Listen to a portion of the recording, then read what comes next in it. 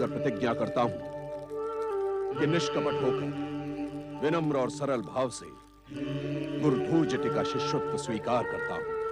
मैं भगवान शिव की शपथ लेकर प्रतिज्ञा करता हूं कि मैं निष्कपट होकर सरल और विनम्र भाव से गुरु ध्रुव जटी का शिष्यत्व स्वीकार करता हूं।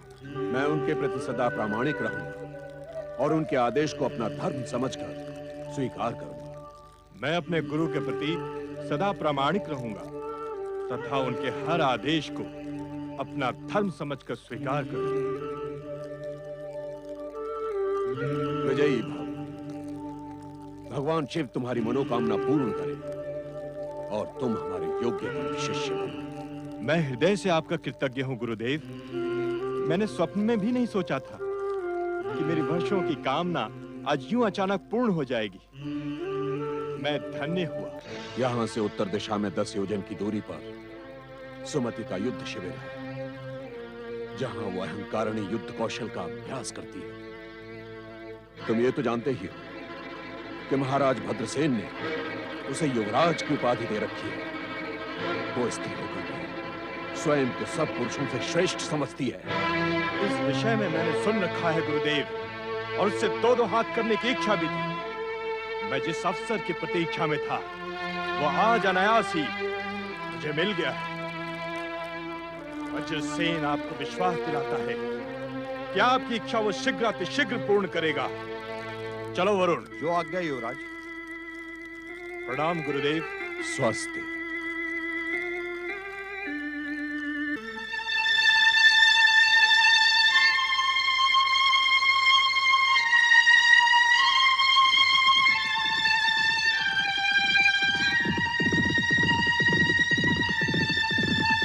मुझे विश्वास है कि अब मेरा प्रतिशोध अवश्य पूर्ण होगा। ओम नमः शिवाय। ओम नमः शिवाय। ओम नमः शिवाय। ओम नमः शिवाय। ओम नमः शिवाय। ओम नमः शिवाय। ओम नमः शिवाय। ओम नमः शिवाय। ओम नमः शिवाय। ओम नमः शिवाय। पति परमेश्वराय नमो नमः। आज पति परमेश्वर अत्यंत प्रसन्न दिखाई दे रहे हैं। कोई विशेष बात? देवी, आज समाधि से जागते ही तुम हमें प्रसन्न वदन दिखाई दी। अन्यथा सदा ही तुम हमारे सामने गंभीर और चिंतित दिखाई देती हो। मेरा सौभाग्य है कि आज आपकी कृपा दृष्टि मुझ पर पड़ी। प्रसन्नता के इस अवसर पर क्या मेरी इच्छा पूर्ण करेंगे स्वामी? अवश्य पूर्ण करेंगे। यदि हमें तुम्हारी इच्छा में हमारी इच्छा का प्रतिबिंब दिखाई देगा। आपकी इच्छा भला मैं कैसे जान पाऊंगी स्वामी? तो फिर हमसे क्यों आशा करती हो कि हम तुम्हारी इच्छा समझ जाएं? आप अंतर्यामी हैं, कण कण का हाल जानते हैं। मेरी छोटी सी इच्छा को जान लेना भला आपके लिए कौन सी बड़ी बात है? हम तुम्हारी इच्छा जान चुके हैं देवी। अब हमसे पूछो हमारी इच्छा क्या है? आप विनोद क्यों कर रहे हैं स्वामी? बताएं, मेरी इच्छा पूर्ण करेंगे या नहीं? क्या तुम्हें हम पर विश्वास ही नहीं है? संसार में जो आप पर विश्वास नहीं करता, वो अपने पर से भी विश्वास खो बैठता है स्वामी। फिर मैं तो आपके चरणों की दासी हूँ। तुम्हारी इच्छा ने हमारी इच्छा को भी नवजीवन दे दिया। अब हम दोनों की इच्छा एक हो चुकी है। अर्थात अब आप मेरे साथ गगन विहार करने के लिए स्वीकृति देते हैं? क्यों नहीं? माता, आप मुझसे कुछ कहना चाहती हैं? नहीं नंदी, मैं स्वामी से कुछ निवेदन करना चाहती हूँ। अब और क्या निवेदन करना शेष रह गया है देवी? स्वामी, जब हम कैलाश से प्रस्थान करते हैं, नंदी और शिवगण हमारे लौटने की चिंता में दुखी हो जाते हैं। हमें इन्हें बताकर जाना होगा कि हम कब तक लौट कर आएंगे। इनकी चिंता न करो देवी, ये हमारी चिंता करें, इससे पहले ही हम लौट आएंगे। प्रस्थान करते हैं। सेनापति वरुण जी, सैनिक के मस्तक पर स्थित कद्दू को अपना लक्ष्य बनाकर बाण चलाओ। जो आज्ञा युवराज। वेद दो कद्दू को।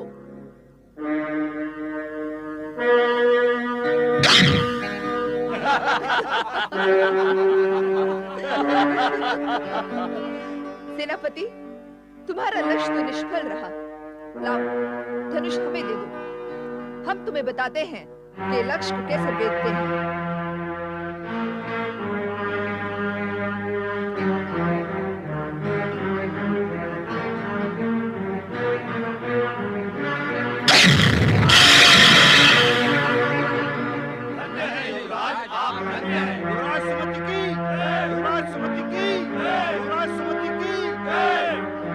सैनिक, 2 तलवारें प्रस्तुत करो। जो आज्ञा।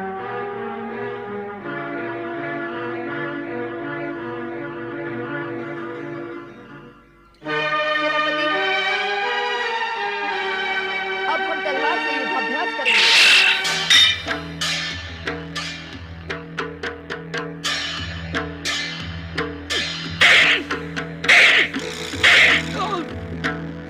तुम हम पर डर डर कर प्रहार क्यों कर रहे हो?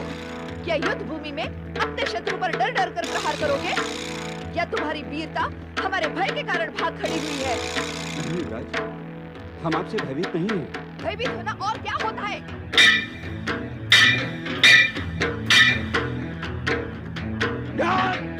देख क्या रहे हो? प्रहार करो, समझ लो कि हम तुम्हारे शत्रु हैं।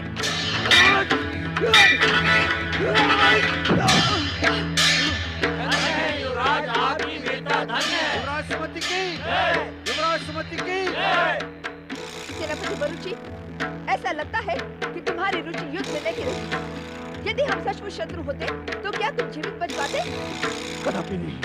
जब सेनापति इतना निर्बल हो तो उसकी सेना क्या करेगी? अब हमें तुम्हारी योग्यता और वीरता पर संदेह होने लगा है। युवराज, हम आपको विश्वास दिलाते हैं कि शत्रु के समक्ष हम निर्बल सिद्ध नहीं होंगे। आप तो वीर श्रेष्ठ हैं। कोई भी वीर अकेला आपका युद्ध में सामना नहीं कर सकता। तुम जो कह रहे हो वो सत्य है। आओ, अब गदा युद्ध का अभ्यास करते हैं। जो आज्ञा युवराज। गदाएं प्रस्तुत हो।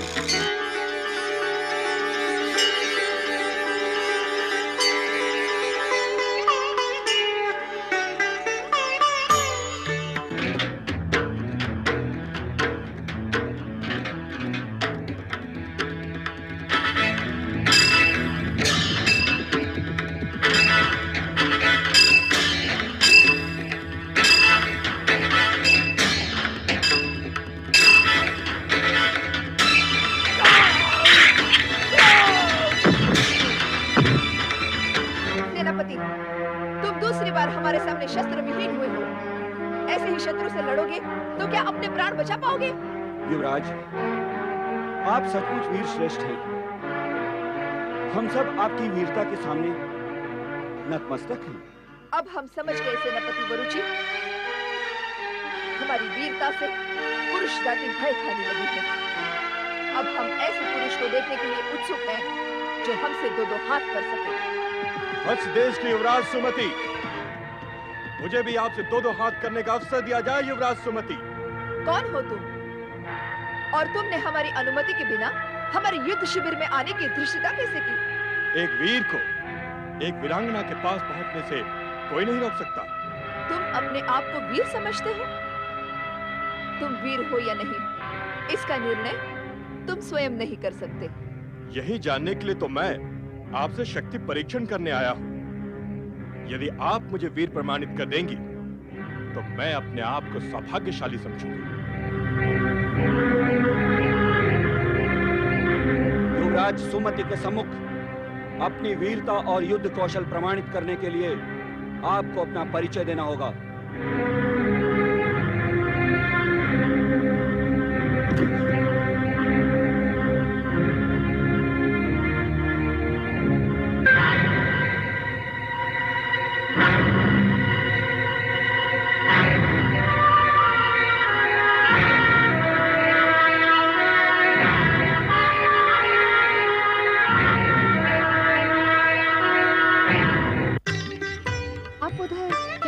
स्वामी? हम उसी व्यक्ति को देख रहे हैं देवी, जिसे हम अपनी दिव्य दृष्टि से देखकर मुस्कुराए थे। कौन है वो व्यक्ति? मैं भी एक प्रतिष्ठित राज्य का युवराज हूँ। इस समय मैं केवल इतना ही बताऊंगा। प्रतिष्ठित राज्य की युवराज हो तो तुम्हारा कोई नाम भी अवश्य होगा। नाम भी बताऊंगा, परंतु शक्ति परीक्षण के पश्चात। हमें तुम्हारा शक्ति परीक्षण का प्रस्ताव स्वीकार है। मेरा एक और निश्चय भी सुन ले युवराज सुमति। ये हमारा राज्य है, हमारा युद्ध शिविर है। तुम्हें हमारा निश्चय स्वीकार करना होगा। मुझे आपका हर निश्चय स्वीकार है। मैंने देख लिया है कि आपको अपनी वीरता एवं युद्ध कौशल पर आवश्यकता से अधिक अहंकार है। इसलिए मेरा निश्चय हम दोनों के बीच होने वाले शक्ति परीक्षण के परिणाम पर निर्भर होगा। कैसा परिणाम? पहले आप अपना निश्चय बताएं। परिणाम की बात कहकर तुमने हमारी वीरता को ललकारा है। पहले तुम अपना निश्चय बताओ, फिर हम अपना निश्चय व्यक्त करेंगे। मेरा निश्चय ये है कि यदि आप खड़ग युद्ध में मुझसे हार गई तो आपको मेरी धर्म पत्नी बनकर रहना होगा।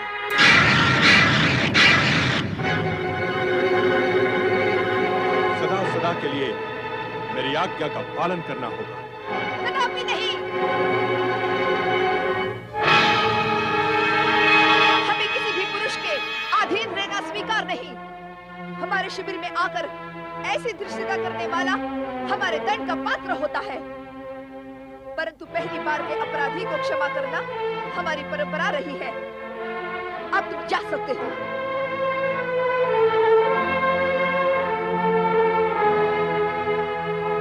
युवराज सुमति,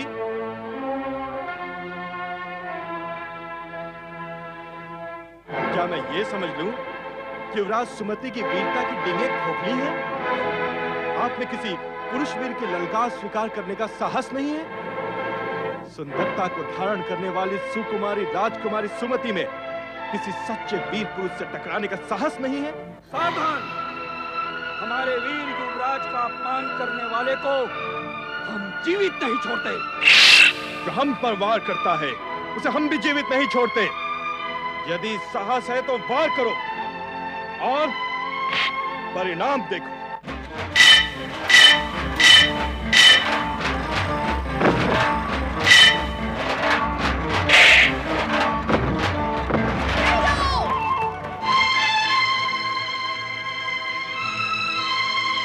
हमें तुम्हारा शक्ति परीक्षण का प्रस्ताव स्वीकार है।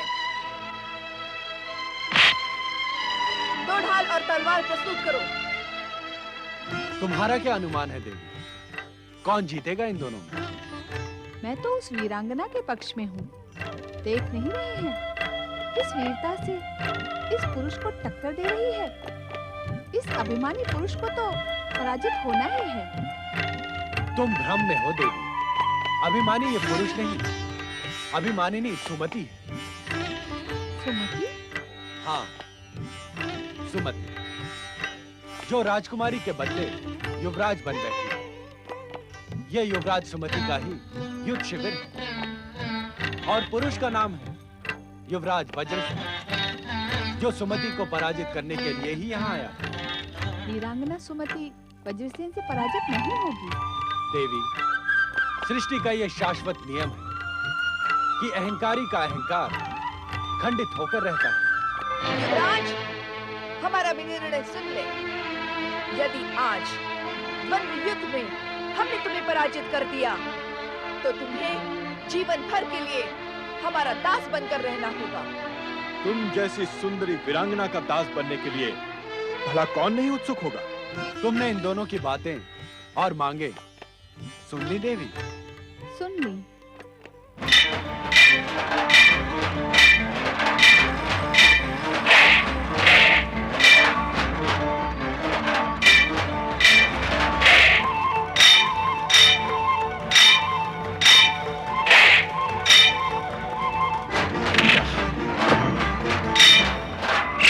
नहीं वरुण दत्त, नहीं, इसकी आवश्यकता नहीं है।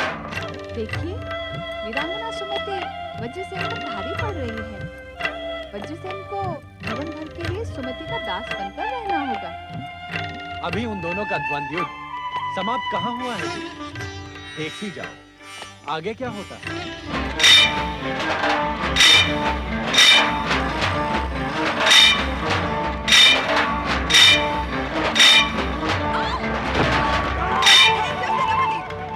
हमें तुम्हारी सहायता की आवश्यकता नहीं है।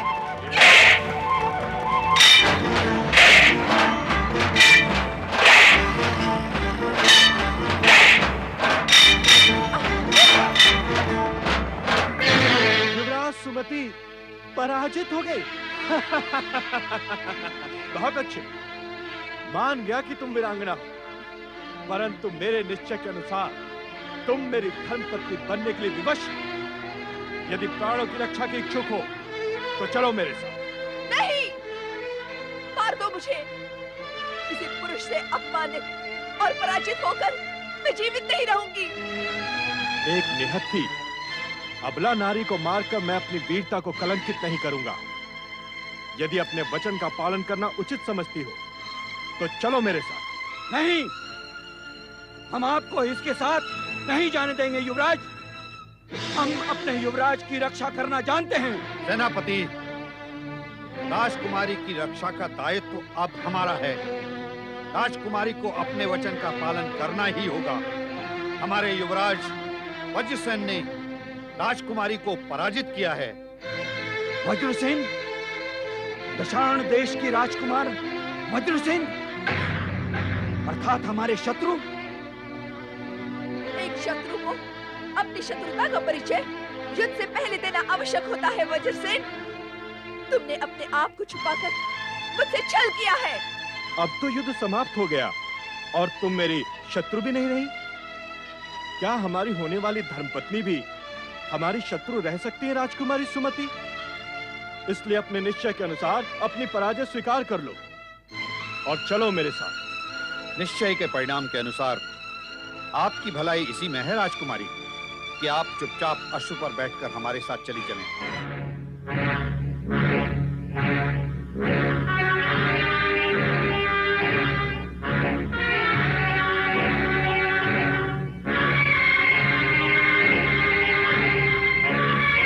मेरा निश्चय ये है कि यदि आप खड़ग युद्ध में मुझसे हार गई तो आपको मेरी धर्मपत्नी बनकर रहना होगा।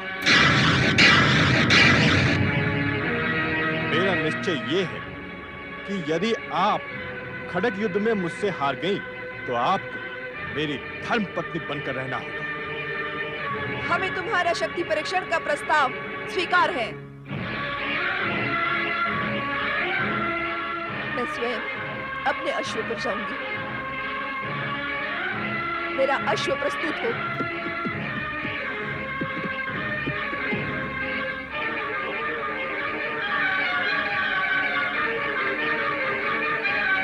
सेनापति,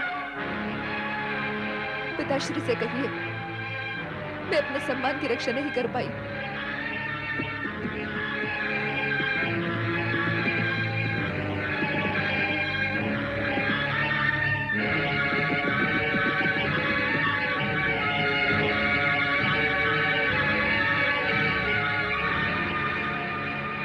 अपने महाराज को क्या मुंह दिखाऊंगा? यह एक वीरांगना नारी का अपमान है स्वामी। आपने वज्रसेन का पक्ष लिया और वह जीत गया। यह अन्याय है। यदि तुम इसे अन्याय समझती हो तो तुम इस अन्याय का परिमार्जन करने के लिए स्वतंत्र हो। जाओ, सुमति की सहायता करो। मुझे आज्ञा दीजिए स्वामी।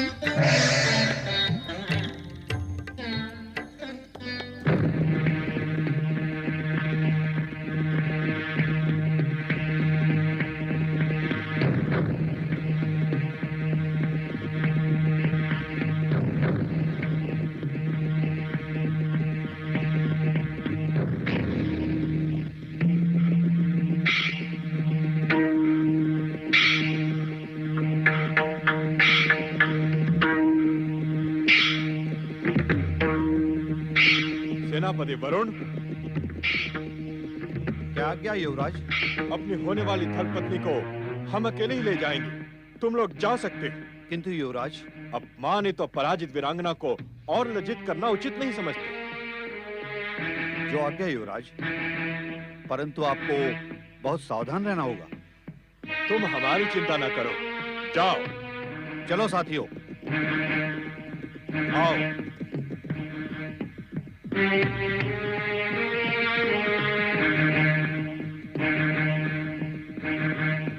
जिसने तुम्हें पराजित किया, अपमानित किया, उसके साथ क्या तुम धर्मपत्नी बनकर रह पाओगी? तुम्हारा सारा जीवन नर्क की यातना में बीतेगा सुमति। तुम उससे आंख मिलाकर कभी बात नहीं कर पाओगी।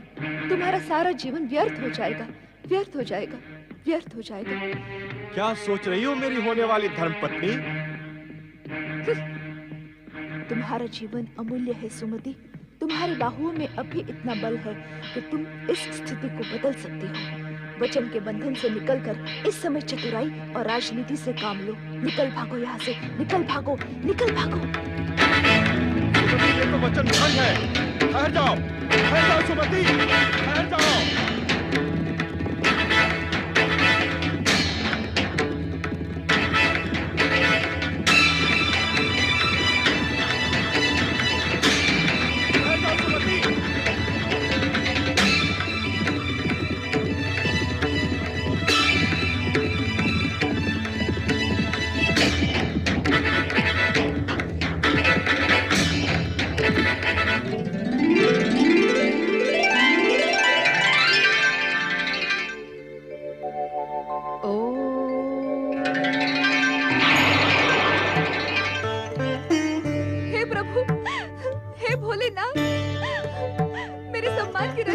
शिव शंकर, आप हमारे राजकुल के आराध्य हैं।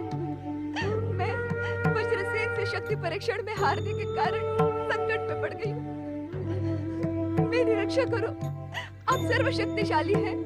मेरी रक्षा करो भोलेनाथ, मेरी रक्षा करो। ओम नमः शिवाय। मेरी रक्षा करो। पुत्री, क्या तुम किसी संकट में पड़ गई हो? हाँ, परंतु आप कौन हैं?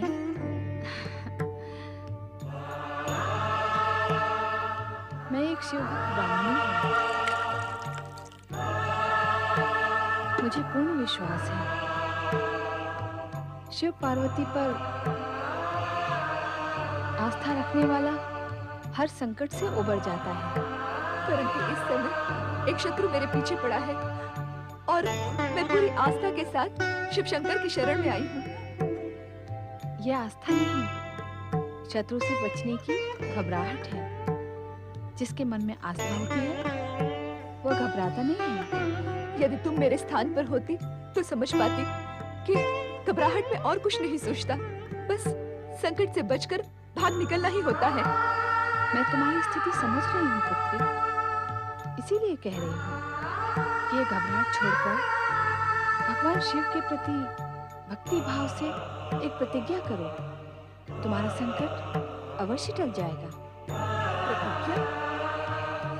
एक वचन के कारण मैं पहले ही संकट में पड़ गई हूँ। एक और प्रतिज्ञा मैं नहीं करूंगी।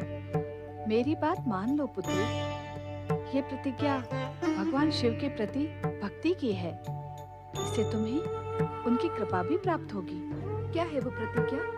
पूरी निष्ठा से 16 सोमवार व्रत करने की शपथ ले, तेरा कल्याण होगा। 16 सोमवार का व्रत? सोमवार तो बहुत दूर है, आज तो शनिवार है। सोमवार तक मेरी रक्षा कौन करेगा? यदि तुम इसी समय व्रत करने की शपथ लोगी तो तुम्हारी रक्षा स्वयं माता पार्वती करेंगी और भगवान शिव की कृपा भी तुम्हें अवश्य प्राप्त होगी। भविष्य की आशा पर मैं विश्वास नहीं करती। मुझे इसी समय शिव भगवान की सुरक्षा की आवश्यकता है। हमारे कुलाराध्य होने के नाते उन्हें मेरी रक्षा करनी ही होगी। मुझे इस संकट से उबारना होगा। तुम भगवान शिव को अपनी रक्षा करने के लिए विवश नहीं कर सकती पुत्री। भगवान शिव अपने सच्चे भक्तों की रक्षा स्वयं करते हैं, उन्हें विवश करने वालों की नहीं। अब भी मेरी बात मान लो, 16 सोमवार व्रत की शपथ ले, तुम्हारा संकट अवश्य टल जाएगा। मुझसे विवाद ना करो ब्राह्मणी माता। मुझे अकेली छोड़ दो।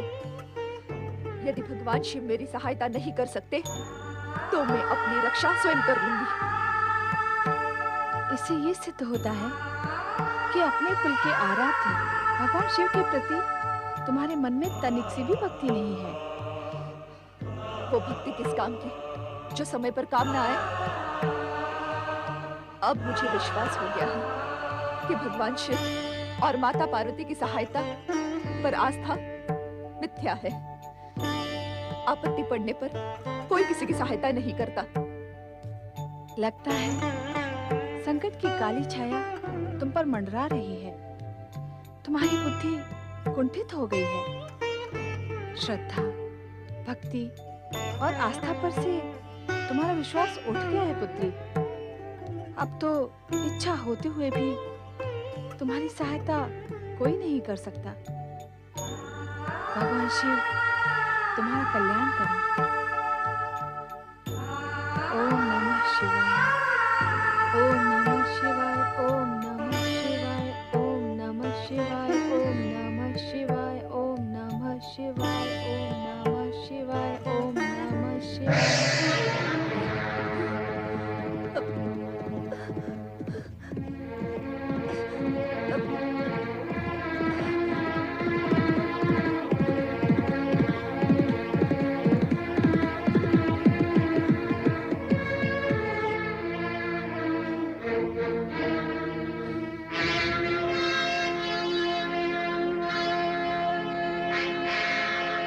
अश्वत्थ तो बाहर खड़ा है, ये कहां चली गई?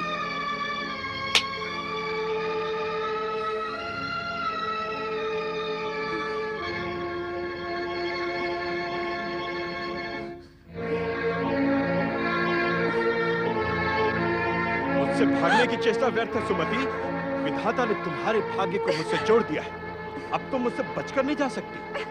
अपने को वीर पुरुष कहते हो तो वीर पुरुष जैसा व्यवहार करो। छोड़ दो मुझे। तुमने वचन भंग किया, मेरे साथ विश्वासघात किया, परंतु मैं अपने वचन पर अटल। मैं तुम्हें अपनी धर्मपत्नी बनाकर रहूंगा। अब तुम मेरा साथ नहीं छोड़ सकती। चलो मेरे साथ, चलो।